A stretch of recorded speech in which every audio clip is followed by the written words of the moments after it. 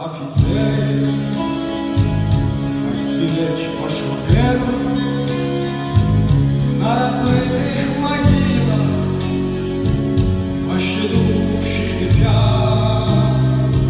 Что ж мы, братцы, наделали и смогли уберечь их, и теперь они вечно глаза нам глядят. Уходят ребята